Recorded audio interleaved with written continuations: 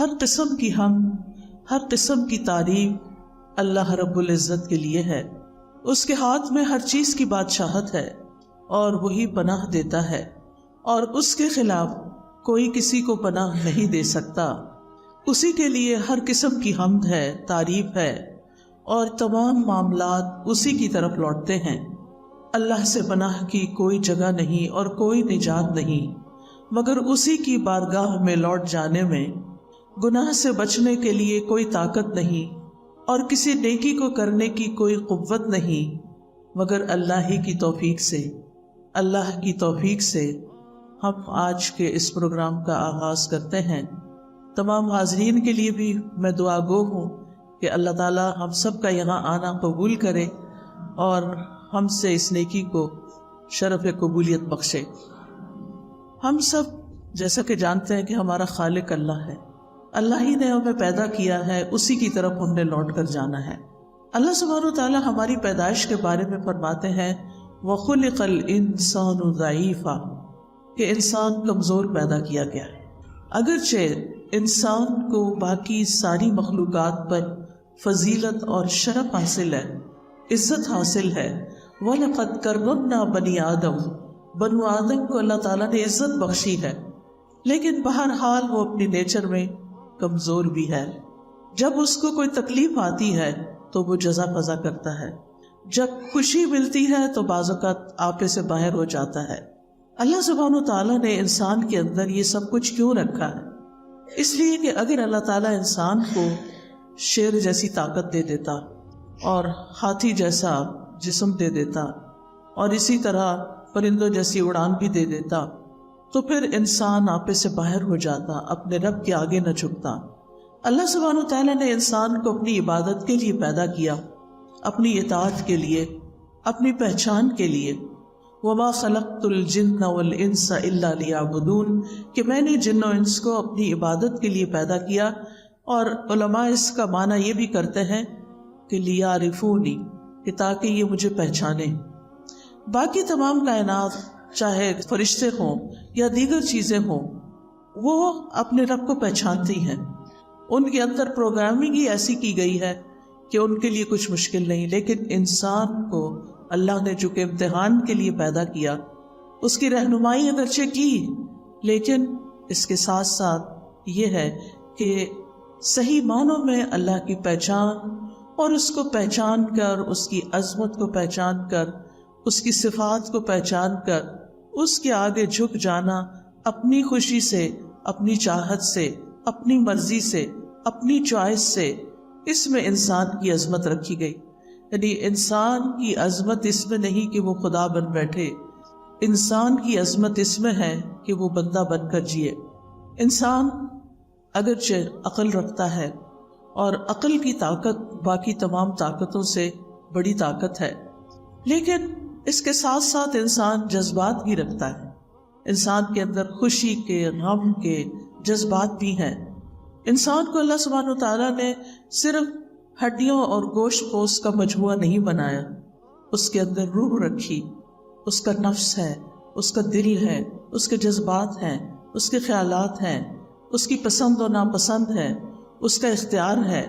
بہت سی کوالٹیز کے ساتھ انسان کو پیدا کیا، لیکن اس کے ساتھ ہی اللہ تعالیٰ نے انسان کو اپنا بندہ بننے کے لیے، اپنی عبادت کے لیے مخصوص کیا کہ یہ اپنی خوشی کے ساتھ میری طرف رجوع کرے۔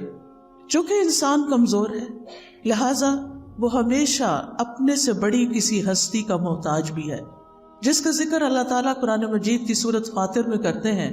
یا ایھا الناس انتم الفقراء الی اللہ، اے لوگو تم سب اللہ کے محتاج ہو۔ واللہ هو الغنی الحمید، اور اللہ وہ تو غنی ہے، قابل تعریف ہے۔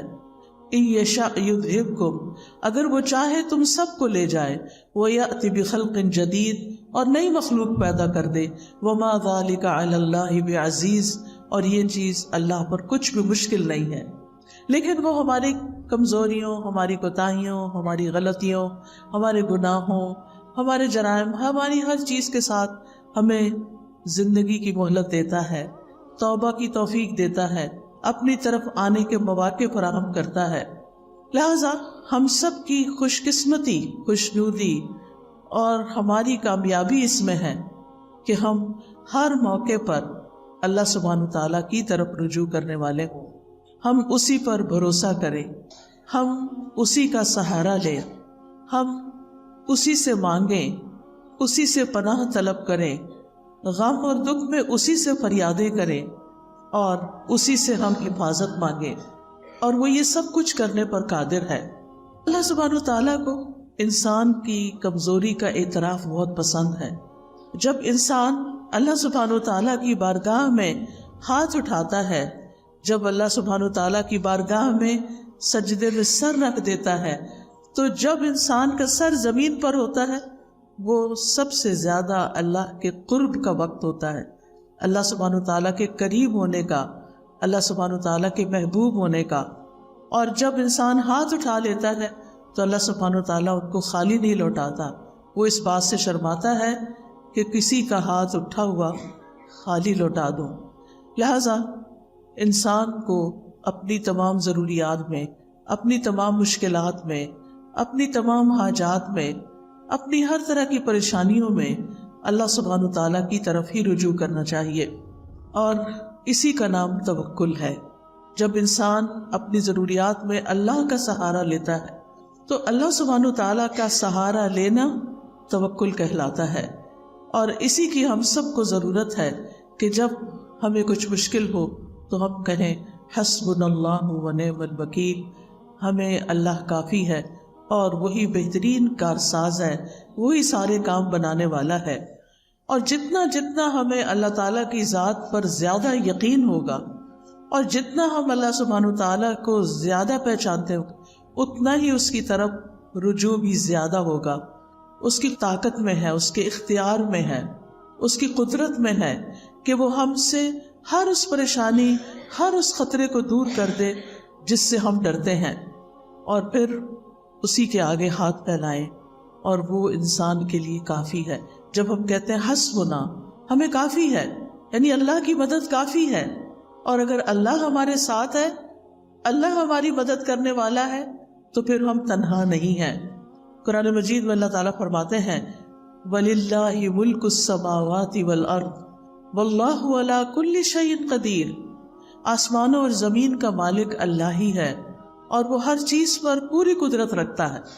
آپ سوچیں کہ زمین کی ہر چیز اس کی ملکیت ہے، اصل میں اس کے کنٹرول میں ہے، ہمیں تو اس نے وقتی طور پر اختیار دے رکھا ہے کہ ہم انہیں اپنی مرضی کے مطابق استعمال کریں، ورنہ اصل کنٹرول تو رب ہی کے ہاتھ میں ہے۔ اور اسی طرح وہ ہر چیز کو نہ صرف یہ کہ زمین کی، آسمان کو بھی اون کرتا ہے، اس کا کنٹرول بھی اللہ تعالیٰ کے ہاتھ میں ہے۔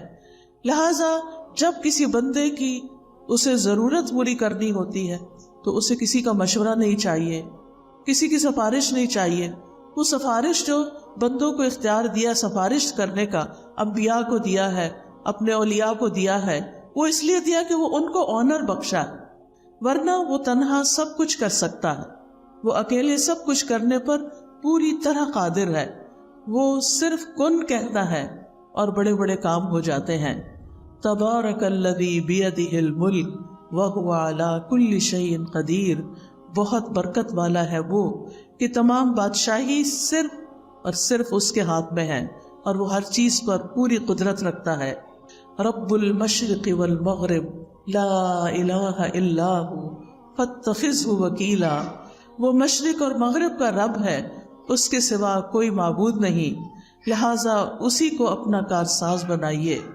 معاملات کی تدبیر کرنے میں بھی وہ یکتا ہے، اسے کسی کے مشورے کی ضرورت نہیں۔ ہر طرح کے خزانوں کا مالک وہ ہے، زمین کے خزانوں کا مالک بھی وہی ہے، آسمان کے خزانوں کا مالک بھی وہی ہے، اور ان خزانوں میں کوئی اس کا شریک بھی نہیں۔ ابو ذر غفاری رضی اللہ عنہ سے روایت ہے کہ نبی صلی اللہ علیہ وسلم اپنے رب تبارک و تعالی سے روایت کرتے ہیں کہ بے شک وہ فرماتا ہے، اے میرے بندو، تم سب گمراہ ہو سوائے اس کے جسے میں ہدایت دوں، پس تم مجھ سے ہدایت مانگو، میں تمہیں ہدایت دوں گا۔ اے میرے بندو، تم سب بھوکے ہو سوائے اس کے کہ جسے میں کھلاؤں، پس تم مجھ سے کھانا مانگو، میں تمہیں کھلاؤں گا۔ اے میرے بندو، تم سب دن رات گناہ کرتے ہو اور میں سارے گناہوں کو بخشتا ہوں، تو تم مجھ سے بخشش مانگو، میں تمہیں بخش دوں گا۔ اے میرے بندو، اگر تمہارے اولین و آخرین اور جن و انس ایک صاف چٹیل میدان میں کھڑے ہو کر مجھ سے مانگنے لگیں اور میں ہر ایک کو جو وہ مجھ سے مانگے عطا کر دوں، تو پھر بھی میرے خزانوں میں کمی نہیں ہوگی مگر جتنی سمندر میں سوئی ڈال کر نکالنے سے کمی آتی ہے۔ یعنی اللہ سبحانہ تعالیٰ کے پاس ایسے خزانے موجود ہیں کہ اگر پوری دنیا کے تمام لوگ ایک میدان میں کھڑے ہو جائیں اور وہ اپنی ساری ضروریات مانگے اور اللہ تعالیٰ سب کو عطا کر دے، تو بھی اس کے خزانے میں اتنی کمی نہیں ہوتی جتنی سمندر میں سوئی ڈال کر باہر نکالنے سے پانی میں کمی ہوتی۔ اللہ سبحانہ تعالیٰ کے پاس اتنا کچھ ہے، اور پھر یہ کہ کنٹرول بھی اسی کا، نگہبانی بھی اسی کی، وہی خیر پہنچانے پہ قادر ہے اور تکلیف پہنچانے پہ بھی قادر ہے۔ سورۃ الانعام میں آتا ہے وَإِن يَمْسَسْكَ اللَّهُ بِضُرٍّ فَلَا كَاشِفَ لَهُ إِلَّا هُوَ وَإِن يَمْسَسْكَ بِخَيْرٍ فَهُوَ عَلَى كُلِّ شَيْءٍ قَدِيرٌ، اور اگر اللہ تجھے کوئی تکلیف پہنچائے تو اس کے سوا کوئی دور کرنے والا بھی نہیں، اور اگر وہ تجھے کوئی بھلائی پہنچائے تو وہ ہر چیز پر پوری طرح قادر ہے، یعنی وہ ایسا کر سکتا ہے، ہر طرح کے نفع اور نقصان کا مالک ہے۔ نبی صلی اللہ علیہ وسلم نے فرمایا، جان رکھو اگر ساری امت مل کر بھی تمہیں نفع پہنچانا چاہے تو وہ تمہیں نفع نہیں پہنچا سکتی سوائے اس کے جو اللہ نے تمہارے لیے لکھ دیا، اور اگر ساری دنیا کے لوگ مل کر تمہیں کوئی نقصان دینا چاہیں تمہیں کوئی نقصان نہیں دے سکتا سوائے اس کے جو اللہ نے تمہارے لیے لکھ دیا، جو تمہارے مقدر میں، تمہارے امتحان کے لیے، تمہاری آزمائش کے لیے، وہ تو پہنچے گی تکلیف، لیکن ادروائز انسان تمہارے خلاف کتنی بھی سازشیں کرے وہ کامیاب نہیں ہو سکتے سوائے اس کے کہ اللہ کا اذن ہو کہ کسی بندے کو اس نے کیسے آزمانا ہے، کیونکہ کائنات کی ہر چیز پر حکم اسی کا چلتا ہے، تمام معاملات اسی کی طرف لوٹ کر جاتے ہیں۔ کلمہ کن کا صرف وہ اکیلا مالک ہے، اس کی طاقت اور قدرت کے بغیر کچھ بھی ممکن نہیں۔ اسی لیے ہم کہتے ہیں لا حول ولا قوت الا باللہ، نہ کسی دکھ کو، غم کو، پریشانی کو دور کرنے کی طاقت کسی میں ہے، اور نہ ہی کوئی نیکی کرنے کی اور خیر حاصل کرنے کی قوت کسی میں ہے سوائے اس کے کہ جو اللہ کرے، اور اللہ کے سوا کوئی اور کسی چیز کا حقیقی مالک نہیں۔ آج ہمارے پاس جو کچھ ہے، کوئی سونا چاندی ہے، کوئی روپیہ پیسہ ہے، اولاد ہے، گھر ہے، جو بھی چیزیں ضروریات زندگی کی اللہ نے ہمیں دے رکھی ہیں، یہ بس وقتی طور پر ہیں، بس چند دن کے لیے ہیں۔ جو ہی ہماری آنکھ بند ہوگی سب کچھ یہیں چھوڑ کے جانا ہے، اور جب دنیا کا آخری انسان بھی ختم ہو جائے گا تو پھر صرف اللہ ہی کی ذات باقی ہوگی۔ وَلِلَّهِ مِيرَاثُ السَّمَاوَاتِ وَالْأَرْضِ، آسمانوں اور زمین کی ساری میراث، ساری وراثت تو صرف اللہ ہی کی ہے، سب نے چھوڑ کر جانا ہے، ساتھ کسی نے کچھ نہیں لے کے جانا، اصل حقیقی مالک تو وہی ہے، لہٰذا اس کے سوا سارے سہارے کمزور ہیں۔ بعض اوقات ہم انسانوں کو اپنا سہارا سمجھتے ہیں۔ ایک عورت یہ سمجھتی کہ اس کا شوہر اس کے لیے سب کچھ ہے، بڑی ہو جاتی ہے، شوہر چھوڑ کے جاتا ہے تو وہ سمجھتی ہے اولاد ہی سب کچھ ہے، لیکن آپ نے دیکھا ہوگا کہ بعض لوگوں کے ایسے یہ سہارے ہیں ہی نہیں، شادی ہی نہیں ہوئی، یا ہوئی تو شوہر ساتھ چھوڑ کے چلا گیا، یا دنیا میں بھی ہے تو ساتھ چھوڑ کے چلا گیا ہے، بچے ہیں تو وہ اپنی اپنی دنیا میں مشغول ہیں، تو پھر باقی کون ہے ہمارے لیے؟ ہمارا رب ہی تو ہے۔ اور اگر ہمارا اس کے ساتھ تعلق درست ہو جاتا ہے، ہمارے دل میں رب کی محبت ہر چیز سے زیادہ ہو جاتی، تو پھر کبھی ہمیں تنہائی کا احساس بھی نہیں ہوگا۔ ہر معاملے کے اندر ہمیں پھر پورا یقین ہوگا کہ وہ ہے جو ہمارا کام بنا دے گا، اور اللہ سب کا بنا دیتا ہے، وہ روزی پہنچاتا ہے، وہ ضروریات پوری کرتا ہے، وہ مشکلات آسان کرتا ہے، اور اس معاملے میں ایک مومن اللہ پر توکل کرتا ہے۔ توکل کیا ہوتا ہے؟ کہ اپنی بے بسی کا اظہار کرنا اور اپنے علاوہ کسی اور پر اعتماد کرنا، اور سب سے بڑا اعتماد کے قابل تو صرف ہمارا رب جس نے ہمیں پیدا کیا، وہی جس کی طرف ہمیں واپس جانا ہے۔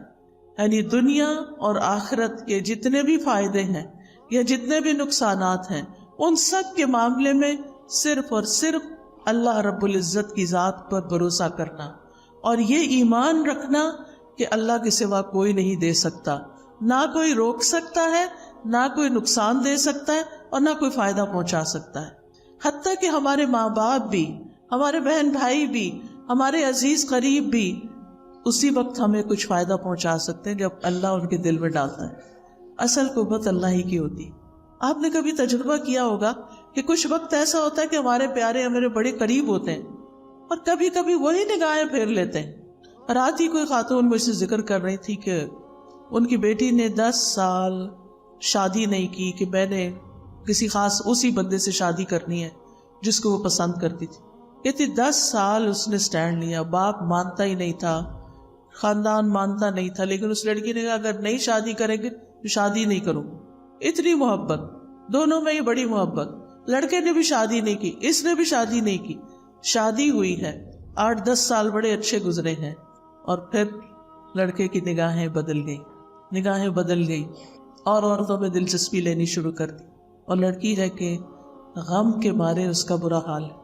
ہر نعمت اللہ نے اس کو دی، لیکن اس کو دنیا کی کوئی چیز اچھی نہیں لگتی۔ ہوتا یہی ہے جب ہم اللہ سے بڑھ کر کسی کو چاہتے ہیں، جب اللہ سے زیادہ کسی سے محبت ہو جائے، جب اللہ سے زیادہ کسی کو سہارا سمجھنے لگے، تو اللہ سبحانہ وتعالیٰ دنیا میں ہمیں دکھاتا ہے کہ دیکھو یہ کام کے نہیں ہیں۔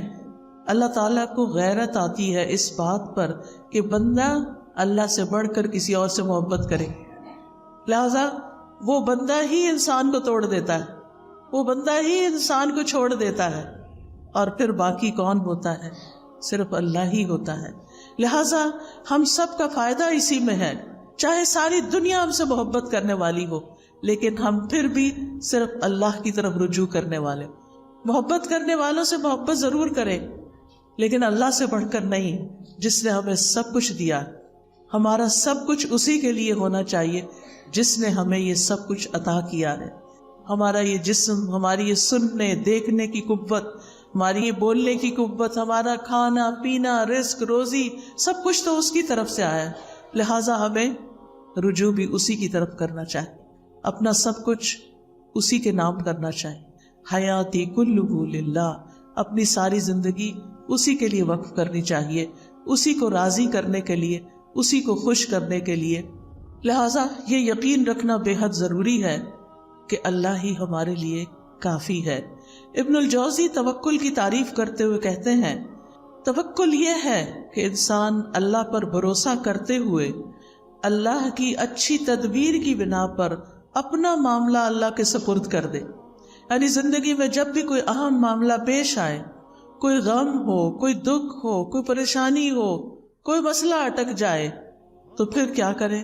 کوشش ضرور کرے، لیکن بھروسہ صرف اللہ پہ کرے، اور اللہ سبحانہ تعالیٰ سے دعا کرے کہ اللہ تو سب کچھ کر سکتا ہے، تیرے لیے تو کچھ بھی مشکل نہیں۔ ہم انسان ہیں، ہم فقیر ہیں، ہم کمزور ہیں، تو کمزور نہیں، تو رب العرش العظیم ہے، تو عظیم عرش کا رب ہے، تو آسمانوں کا مالک ہے، تو زمین کا مالک ہے، تو چاند ستاروں کا مالک ہے، تو ہر چیز کا مالک ہے۔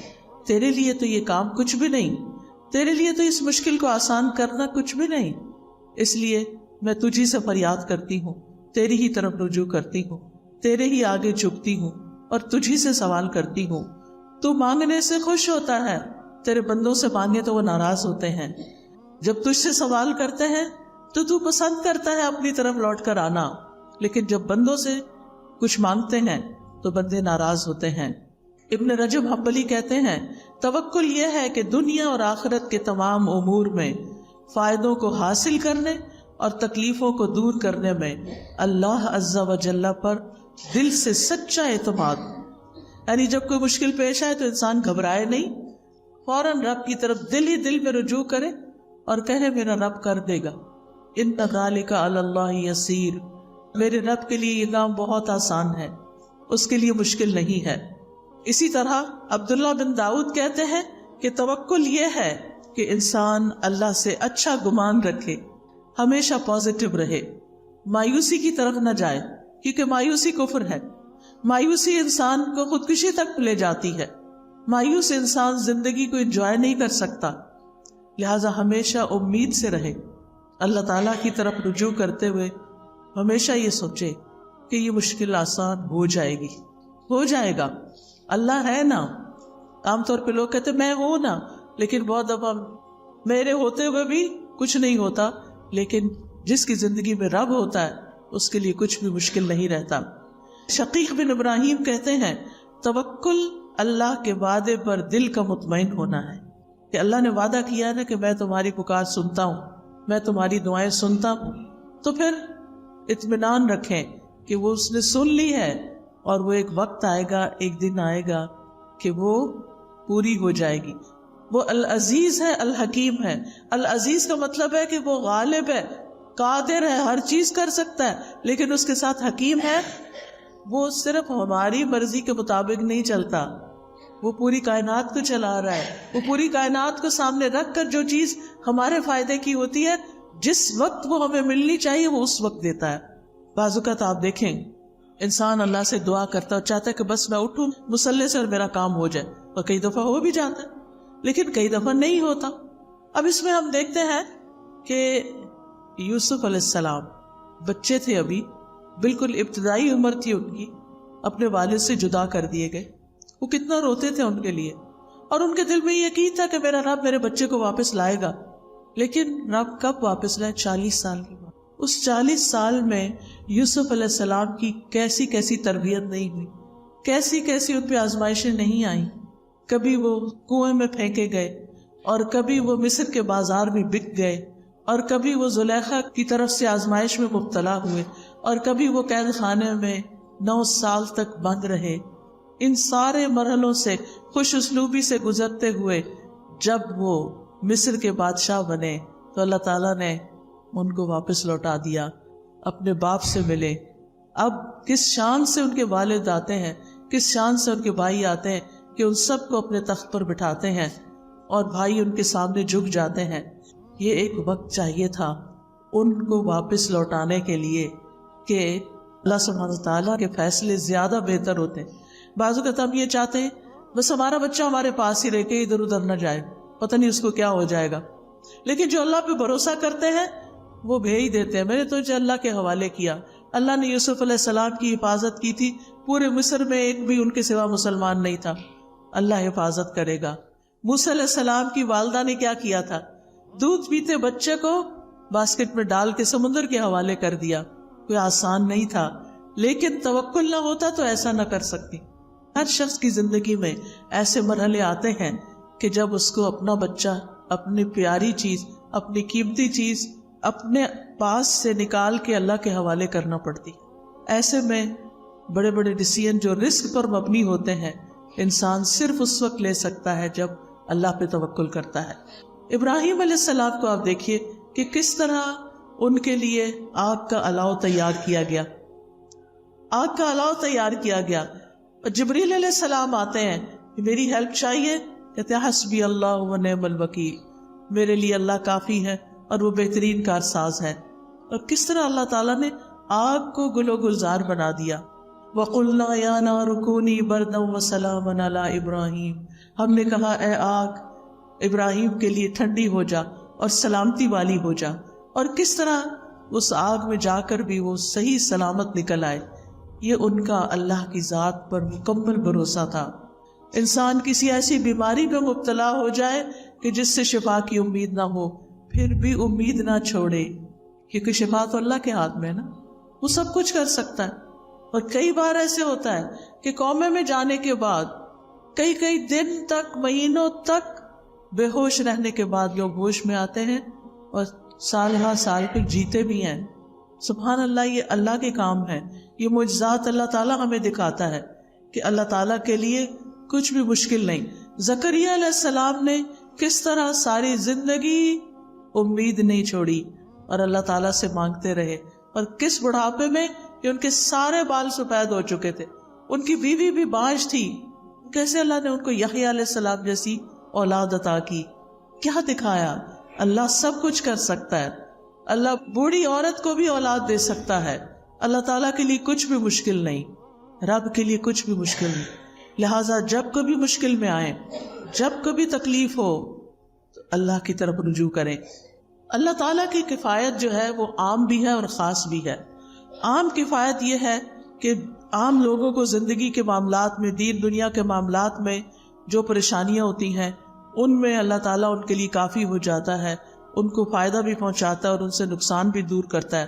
لیکن خاص کفایت ایسی ہے کہ جس میں اللہ تعالیٰ اپنے متقی اور متوکل بندوں کی ایسی کفایت کرتا ہے جس سے اللہ تعالیٰ ان کے مشکل ترین معاملات کو بھی آسان کر دیتا ہے۔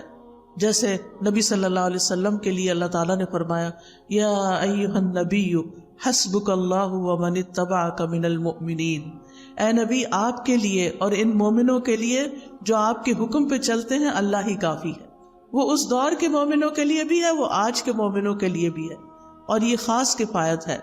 یعنی آپ کو بھی اللہ کافی ہے، اور جو آپ کو فالو کرے، آپ کے پیروکار ہوں، جو اللہ کی عبادت کرے، جتنا وہ اللہ کے بارے میں اچھا گمان رکھتے ہیں اسی گمان کے مطابق اللہ تعالیٰ ان کی مدد کرتا ہے۔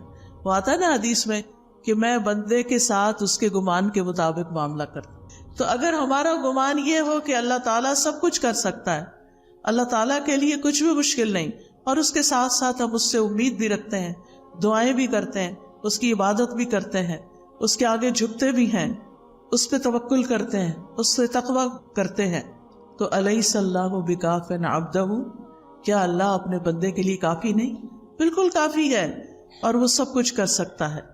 تو یاد رکھیے زندگی کے معاملات میں، زندگی کی مشکلات میں اللہ پر بھروسہ رکھنا، اللہ پر توکل کرنا ہم سب پر واجب ہے۔ یہ ایمان کا تقاضا ہے، یہ دل کی عبادت ہے۔ توکل دل کی عبادت ہے کہ میرا دل اطمینان میں ہو، مشکل سے مشکل وقت میں اطمینان میں ہو، میرا رب ہے وہ کرے گا، اور توکل سے بڑا کوئی مقام نہیں ہے۔ یعنی توکل ایمان کا خلاصہ ہے۔ اللہ تعالیٰ نے نبی صلی اللہ علیہ وسلم کو حکم دیا فَتَوَكَّلْ عَلَى اللَّهِ إِنَّكَ عَلَى الْحَقِّ الْمُبِينِ، آپ اللہ پہ بھروسہ کیجئے، آپ یقیناً واضح حق پر ہیں۔ تو خاص طور پر جب انسان اپنے معاملات میں کھرا ہو، سچا ہو، واضح ہو، اس وقت اس کو ساری دنیا کی مخالفت کا بھی سامنا ہو تو بالکل ریلیکسڈ ہو اور اللہ کو اپنی مدد کے لیے کافی سمجھے کہ میں نے کسی کو دھوکہ نہیں دیا، میں نے کسی کے ساتھ ظلم نہیں کیا، میں نے کسی کا برا نہیں چاہا، اللہ تعالیٰ میرا برا نہیں کرے گا، وہ میرے ساتھ اچھا ہی کرے گا۔ اللہ تعالیٰ کے ساتھ پھر انسان حسن ظن رکھے۔ اللہ تعالیٰ فرماتے ہیں وَتَوَكَّلْ عَلَى الْحَيِّ الَّذِي لَا يَمُوتُ وَسَبِّحْ بِحَمْدِهِ، اور زندہ پر بھروسہ کیجئے جو کبھی نہیں مرے گا، اور اس کی حمد کے ساتھ اس کی تسبیح کیجئے۔ اور پھر وَعَلَى اللَّهِ فَلْيَتَوَكَّلِ الْمُتَوَكِّلُونَ، بھروسہ کرنے والوں کو اللہ ہی پر بھروسہ کرنا چاہیے، کیونکہ وَكَفَى بِرَبِّكَ وَكِيلًا، تیرے رب کا کارساز ہونا بالکل کافی ہے، اور وہ بندے کو ہر وقت میں کافی ہے، دن ہو یا رات ہو، صبح ہو یا شام ہو، اچھے حالات ہوں یا تکلیف دہ حالات ہوں، صحت ہو یا بیماری ہو، ہر حال میں وہ کافی ہے۔ وَكَفَى بِرَبِّكَ هَادِيًا وَنَصِيرًا، انسان کو کسی معاملے میں رہنمائی چاہیے۔ بعض ڈیسیژن مشکل ہوتے ہیں، کبھی انسان کسی سے مشورہ کرتا ہے، کسی سے کرتا ہے، کرنے چاہیے مشورے، لیکن اس کے بعد اپنے رب پہ بھروسہ کر کے، توکل کر کے فیصلہ کر لینا چاہیے، کیونکہ اگر توکل کی کمی ہو تو انسان کے اندر کمزوری ہوتی ہے اور وہ زندگی میں آگے نہیں بڑھ سکتا، خود بھی پریشان رہتا ہے اور دوسروں کو بھی پریشان رکھتا ہے۔ اور یاد رکھیے یہ توکل ایمان کی علامت ہے۔ وَعَلَى اللَّهِ فَلْيَتَوَكَّلِ الْمُؤْمِنُونَ، توکل بڑھتا کیسے ہے؟ جب انسان اللہ تعالیٰ کو پکارتا ہے، اس سے دعا کرتا ہے، اس کا ذکر کیا جاتا ہے تو اس ذکر کو توجہ سے سنتا ہے، اس کی یاد پر اس کا دل کانپ اٹھتا ہے، وہ قرآن کی آیات پڑھتا اور سنتا ہے۔ لہٰذا ہر حال میں اللہ سبحانہ وتعالیٰ پر بھروسہ۔ ہم انبیاء کی زندگی کو دیکھتے ہیں، ہود علیہ السلام نے اللہ پر توکل کیا، سورۃ ہود میں آتا ہے انی توکلت علی اللہ ربی و ربکم، میں نے اپنے رب پر بھروسہ کیا جو میرا بھی رب ہے اور تمہارا بھی رب ہے۔ نوح علیہ السلام نے اللہ پر توکل کیا، وہ کہتے ہیں کہ فعلی اللہ توکلت میں نے اللہ پہ بھروسہ کیا ہے، تم جو میری کوئی بات نہیں مانتے اور میری نصیحت کو تم اپنے لیے بڑا بوجھل سمجھتے ہو اور میری مخالفت کرتے ہو، تو میں اس معاملے میں صرف اللہ پہ بھروسہ کر کے اپنا کام جاری رکھے ہوئے ہوں۔ ابراہیم علیہ السلام نے تو آپ نے ابھی سنا کہ کس طرح ان کو آگ میں ڈالا گیا تو اللہ ہی پر بھروسہ کیا۔ موسیٰ علیہ السلام نے بھی اللہ پہ بھروسہ کیا، جب بنی اسرائیل کو لے کر چلے تو سامنے سمندر تھا، پیچھے فوجیں تھی، بنی اسرائیل گھبرا اٹھے تو انہوں نے کیا کہا؟ کلا ان معی ربی سیہدین، ہرگز نہیں، میرے ساتھ تو میرا رب ہے، وہ ضرور میری مدد کرے گا۔ نبی صلی اللہ علیہ وسلم نے غار ثور میں اللہ ہی پر بھروسہ کیا۔ جب حضرت ابوبکر گھبرا اٹھے کہ دشمن بالکل سامنے آ چکا ہے، اب ہم کیسے بچیں گے، تو آپ نے فرمایا کہ لا تحزن ان اللہ معنا، غم نہ کرو، اللہ ہمارے ساتھ ہے، ہم اللہ کے راستے میں نکلے ہیں، تو کیا وہ ہماری مدد نہیں کرے گا؟ فانزل اللہ سکینتہ علیہ، اس بات کے بعد اللہ نے ان کے اوپر سکینت اتار دی، وَأَيَّدَهُ بِجُنُودٍ لَمْ تَرَوْهَا، اور ان کی مدد ایسے لشکروں کے ساتھ کی جو تم نے دیکھے ہی نہیں، وَجَعَلَ كَلِمَةَ الَّذِينَ كَفَرُوا السُّفْلَىٰ، اور کافروں کی بات کو اللہ نے نیچا کر دیا، وَكَلِمَةُ اللَّهِ هِيَ الْعُلْيَا، اور اللہ ہی کی بات سب سے اونچی بات ہے، وَاللَّهُ عَزِيزٌ حَكِيمٌ، اور اللہ غالب ہے مگر حکمت والا ہے، وہ اپنے سارے فیصلے حکمت کی بنیاد پہ کرتا ہے۔ پھر اسی طرح آپ دیکھیں کہ چھوٹے کام ہوں یا بڑے کام، مثلاً آپ مہمان آ رہے ہیں گھر میں، کھانا بنانا ہے، بہت سا کام ہے، بہت سا، بعض اوقات ہم پھر بہت پینک ہو جاتے ہیں، پھر چڑچڑے ہو جاتے ہیں، پھر ڈانٹ ڈپٹ بھی کرنے لگتے ہیں، کبھی نوکروں پہ، کبھی بچوں پہ، کبھی شوہر پہ، کبھی جو سامنے آ جائے۔ کیا ہے؟ کام بہت ہے، کام ہے، لیکن کام ڈاؤن ہو کر بھی یہ کام ہو سکتا ہے اور شور مچا کے بھی یہ کام ہو سکتا ہے۔ اب یہ تو ہماری چوائس ہے نا کہ ہم کیا کرتے ہیں۔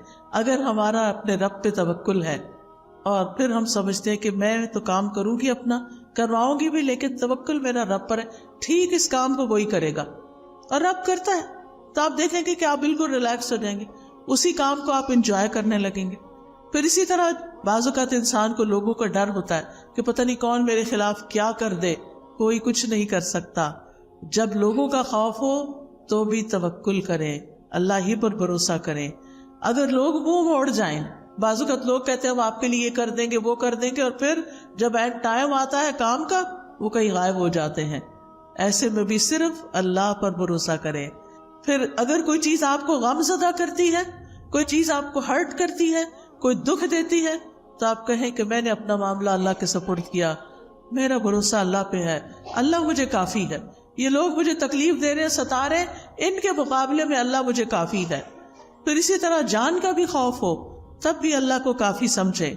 جب کوئی نقصان دینے کا ارادہ کرے، کوئی دھمکی دے، بعض اوقات انسان کو ایسے لوگوں سے واسطہ پیش آ جاتا ہے کہ جو آپ کی خواہ مخواہ میں جان کے دشمن بن جاتے ہیں، ایسے میں بھی اللہ پر بھروسہ کریں، اللہ کو کافی سمجھیں۔ اور یہ آیت تو اتنی خوبصورت ہے، جب کووڈ شروع ہوا تھا اور سب لوگ بہت زیادہ خوف زدہ ہو گئے تھے، تو میں نے اس آیت پر ایک لیکچر دیا تھا، قُلْ لَن يُصِيبَنَا إِلَّا مَا كَتَبَ اللَّهُ لَنَا هُوَ مَوْلَانَا وَعَلَى اللَّهِ فَلْيَتَوَكَّلِ الْمُؤْمِنُونَ، ان سے کہو ہمیں اگر کوئی مصیبت آئے گی تو صرف وہی آئے گی جو اللہ نے ہمارے مقدر میں لکھی ہے، ورنہ کوئی مصیبت نہیں آنے والی۔ ضروری نہیں کہ کووڈ ساری دنیا میں پھیلا ہوا ہے تو ہمیں بھی ہٹ کرے، نہیں، اگر اللہ نہیں چاہے گا تو بچ جائیں گے۔ اگر موت لکھی ہے تو بچ نہیں سکتے، وہ تو کسی وقت بھی آنی، وہ کووڈ نہ بھی آتا تو جو جانے کا وقت ہے اس پہ تو جانا ہی پڑے گا، وہی ہمارا سرپرست ہے، اور مومنوں کو اللہ ہی پر بھروسہ کرنا چاہیے۔ اسی طرح جب زیادہ دشمنوں کا خوف ہو اور لوگ آپ کے خلاف چالیں چل رہے ہوں، بعض اوقات ایسا ہوتا ہے نا کہ آفیسز میں آپ کے ہسبینڈ بہت ایماندار ہیں، اللہ پہ بھروسہ کرنے والے ہیں، کام بہت اچھا کرتے ہیں، لیکن کچھ لوگ بڑوں کے کان بھر کے ان کو نقصان دینے کی کوشش کرتے، اس وقت انسان بہت پریشان ہوتا ہے کہ اب کیا کروں۔ اس وقت بھی اپنی فریاد اللہ سے کرے اور اللہ پہ بھروسہ کرے، اللہ تعالیٰ کسی محسن کا اجر ضائع نہیں کرتا۔ اگر اللہ نے وہاں ترقی دینی ہوئی تو وہ بھی دے گا، اور اگر نہیں دینی، کسی اور جگہ پہ لے جانا ہے، شاید اسی میں ہمارے لیے خیر ہو۔ اللہ سبحانہ وتعالیٰ بندے کو جس حال میں رکھتا ہے بندے کے لیے اسی میں خیر ہوتی ہے، اور یہی تقدیر پر ایمان لانا ہوتا ہے۔ کچھ چیزیں ہماری مرضی کے خلاف ہوتی ہیں لیکن ہمیں وہ ایکسپٹ کرنی پڑتی، وہ کڑوی ہوتی ہیں لیکن وہ نگلنی پڑتی ہیں کیونکہ انہی میں شفا ہوتی ہے. تو اس لیے کبھی بھی اللہ تعالیٰ سے ناراض نہیں ہونا چاہیے، اور جب مدد چاہیے تو اللہ ہی سے مدد مانگے. جب کوئی اذیت دے تو اللہ کو کافی سمجھے. اگر لوگ الزام لگائیں تو بھی اللہ کو کافی سمجھیں. نبی صلی اللہ علیہ وسلم نے فرمایا، ایک کہانی ہے یہ، ایک بچہ اپنی ماں کا دودھ پی رہا تھا تو ایک آدمی ایک عمدہ سواری پر بہترین لباس پہنے ہوئے وہاں سے گزرا. تو اس بچے کی ماں نے کہا، اے اللہ میرے بیٹے کو اس جیسا بنا دے. وہ اچھا لگا تو کہا، ہر ماں کی خواہش ہوتی ہے کہ میرا بچہ بھی کامیاب انسان کی طرح ہو. بچے نے دودھ چھوڑ کر سوار کی طرف دیکھا اور دیکھتا رہا. پھر وہ بچہ کہنے لگا، اللہ مجھے اس جیسا نہ بنانا. پھر وہ ایک لونڈی کے پاس سے گزرے، یعنی ماں بیٹا، جسے لوگ مارتے ہوئے کہہ رہے تھے کہ تو نے زنا کیا ہے، تو نے چوری کی ہے.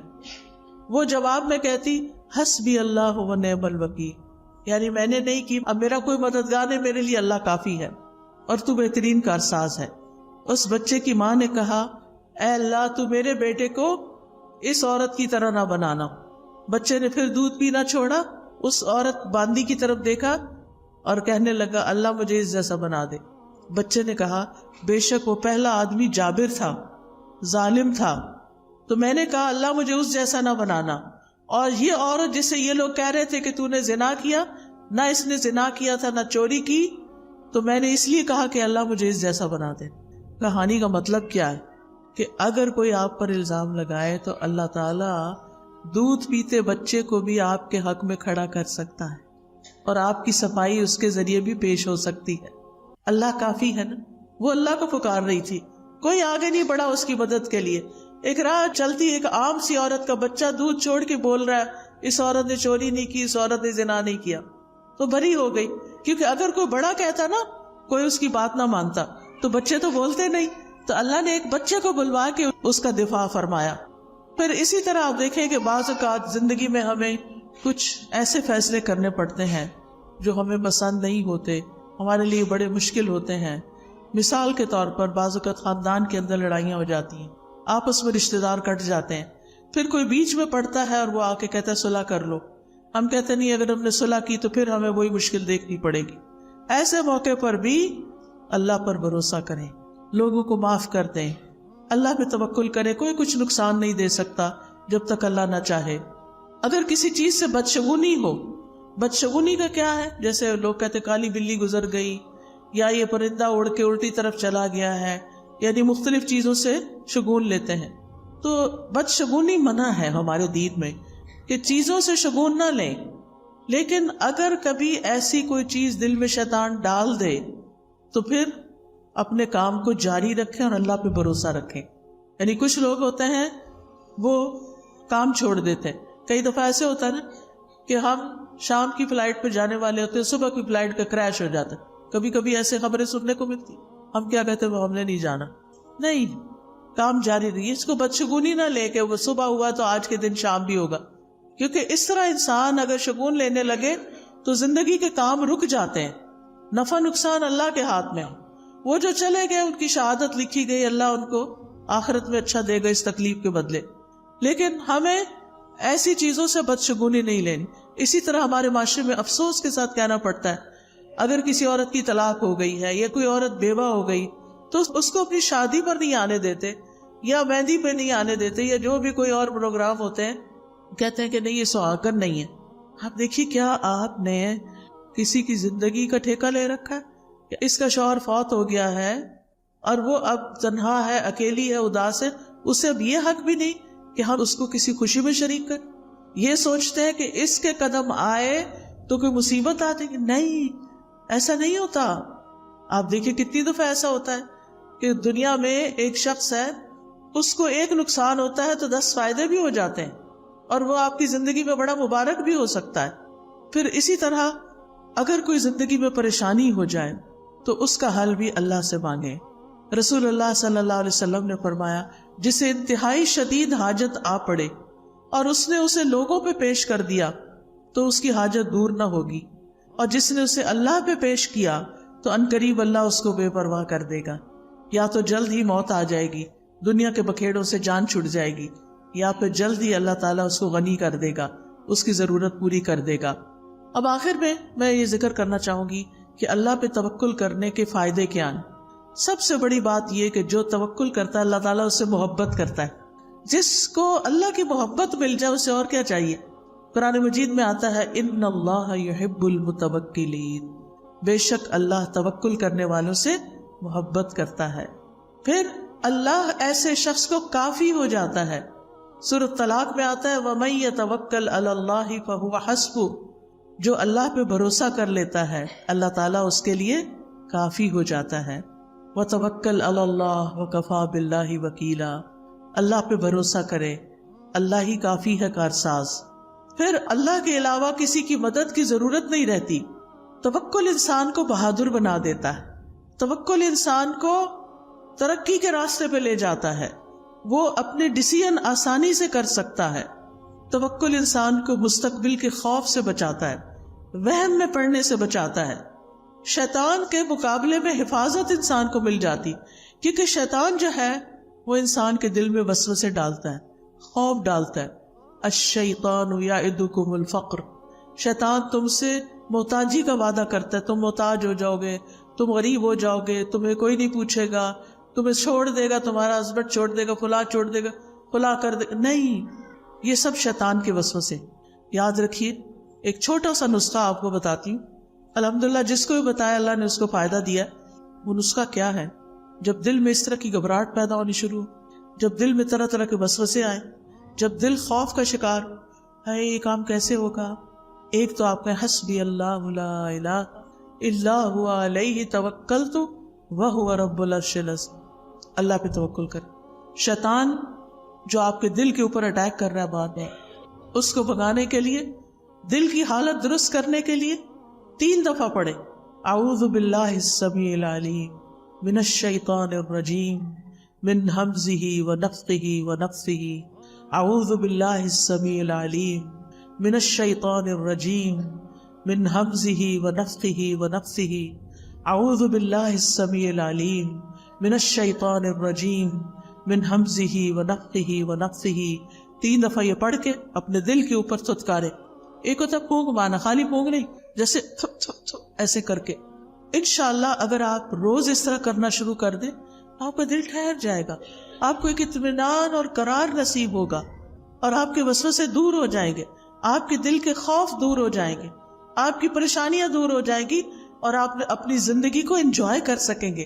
آپ دیکھیں جو ہمارے پاس بعض اوقات ساری نعمتیں ہوتی ہیں، کھانا بھی ہے، اچھا لباس بھی ہے، زیورات بھی ہیں، گھر ہے، گاڑی ہے، شوہر ہے، بچے، دل پتہ نہیں کہاں ہے، دل میں خوف ہے، دل میں غم ہے، دل میں پریشانیاں ہیں۔ ان کو نکالنا بڑا ضروری ہے، اس کی صفائی بڑی ضروری ہے، اور یہ صفائی ہوتی ہے شیطان کو باہر پھینکنے سے، اور شیطان ڈرتا ہے اس کلام سے جو میں نے آپ کو پڑھ کے سنا ہے۔ آپ یہ کرنا تو شروع کریں، آپ زندگی کو انجوائے کرنے لگیں گے۔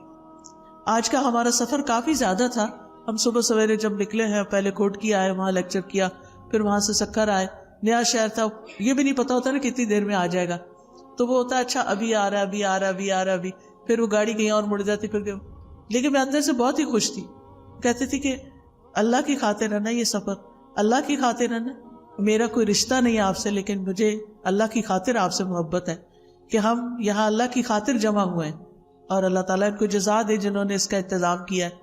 اور یہ چیز انسان کو کتنا خوش کر دیتی کہ میں آج ان لوگوں سے ملوں گی جن کو میں نے زندگی میں کبھی نہیں دیکھا، میں آج ان لوگوں کو کچھ خیر کی باتیں بتاؤں گی جن کو میں نے زندگی میں کچھ نہیں دیا ہوں۔ تو یہ چیز جو ہے شیطان کے وسوسے جب دور ہو جاتے ہیں تو پھر پازیٹیو تھنکنگ شروع ہو جاتی ہے، پھر آپ ہر سچویشن کو انجوائے کرنے لگتے ہیں، ہر چیز آپ کو خوش کرنے لگتی، آپ کو تھکاوٹ بھول جاتی ہے، آپ کو سفر کی تکان دور ہو جاتی۔ میں نے راستے میں اتنا انجوائے کیا کھجوروں کے باغ دیکھ کے، مجھے تو مدینہ ہی یاد آتا رہا۔ میں کبھی دائیں دیکھتی کبھی بائیں دیکھتی، مجھے ہوتا تھا یہ منظر غائب نہ ہو جائے کہیں، اتنی خوبصورت سینری۔ مجھے پہلی دفعہ اس راستے سے سکھر آنے کے لیے پنجاب سے سندھ میں آنے کا اتفاق ہوا ہے، لیکن اتنا خوبصورت لگا ہے۔ سندھ کی پتہ نہیں کیسی پکچر لوگ پیش کرتے ہیں کہ پتہ نہیں وہاں کیا حالات ہیں، حالانکہ الحمدللہ اللہ نے اتنی نعمتیں دی ہیں، اتنا خوبصورت علاقہ ہے، اتنی یہ گرینری ہے۔ دریائے سندھ دیکھنے کو ملا، پیچھے میں نے دیکھا سارے دریا سوکھے ہوئے تھے، نہریں سوکھی ہوئی تھی، پہلی دفعہ پانی دیکھنے کو ملا۔ اللہ کی کس کس نعمت پر شکر ادا کرے انسان. تو خوش ہونے کے لیے بہت سی چیزیں رکھی اللہ نے، بے پناہ مناظر رکھے. آسمان دیکھیں، زمین دیکھیں، درخت دیکھیں، پھل دیکھیں، ریڑیاں بھری پڑی ہیں فریش فروٹ سے. آتے ہوئے ہم نے کہا کہ یہیں سے فروٹ لے جاتے، پتہ نہیں سکھر ہے، پتہ نہیں ملے گا کہ نہیں. لوگوں نے ڈرایا ہوا ہوتا ہے نا، لیکن میں نے کہا کہ یہاں تو اس سے بھی اچھا پڑا ہے، اتنی اچھی اچھی چیزیں. تو بات یہ ہے کہ ہمیں نا جب شیطان ڈراتا ہے تو ہم نعمتوں کو دیکھنا ہی بھول جاتے ہیں. نعمت سامنے رکھی ہوتی ہے، ہمارا دھیان پتہ نہیں کہاں ہوتا ہے، ہم اس پریشانی میں ہی کھوئے ہوئے ہوتے ہیں. تو اس شیطان مردود سے پناہ مانگیں، اللہ کی پناہ لیں اور ان وسوسوں کو دل سے نکالیں. لائف کو انجوائے کریں، لائٹ فیل کیا کریں، ہر سچویشن سے فائدہ اٹھایا کریں. اگر کوئی تکلیف ہو گئی ہے تو صبر کر کے اجر کمائیں، اور اگر کوئی نعمت نظر آ رہی ہے تو شکر کر کے اجر کمائیں. اور مومن کے لیے ہر وقت اجر کمانے کے مواقع ہیں، ہر وقت، الا یہ کہ وہ اپنے آپ کو خود ہی اذیت میں مبتلا رکھے اور صرف پریشانی کی بات سوچتا رہے. اللہ سبحانہ وتعالیٰ ہمیں بچے دیتا، اگر ایک بچہ نہ ہماری بات مانے تو 5 بچوں کی فرما برداری ہمیں سمجھ ہی نہیں آتی. اگر 5 سیٹلڈ ہیں، اپنے گھروں والے ہیں، لیکن چھٹا جو ہے نا پڑھ نہیں رہا، تو بس سارا وقت اسی کی کڑن کڑن کڑن. نہیں، اس سے باہر نکلے، اس کا ایک وقت ہی بھی ٹھیک ہو جائے گا. دعائیں زیادہ کریں اس کڑنے اور جلنے کی بجائے. اور یہ کہ بچے بات نہیں مان، دیکھیں ہم اپنا بچپن یاد کریں، ہم بڑے فرما بردار تھے، ہم نے بھی تو ماں باپ کو ستایا ہوگا نا. تو یہ مکافات کی دنیا ہے، دنیا میں پھر اللہ تعالیٰ دکھاتا بھی ہے، اور اس میں صرف صبر کی ضرورت ہے. وقت آنے پہ یہ ٹھیک ہو جائیں گے. ان معصوموں سے اچھی امیدیں رکھیں، ان کے سامنے خیر کی بات کریں، کبھی منفی بات نہ کریں، کبھی نیگیٹو بات نہ کریں. اچھا کردار پیش کریں کہ نہیں ٹھیک ہو جائے گا، اچھا ابھی نہیں، اچھا آ جائے گا.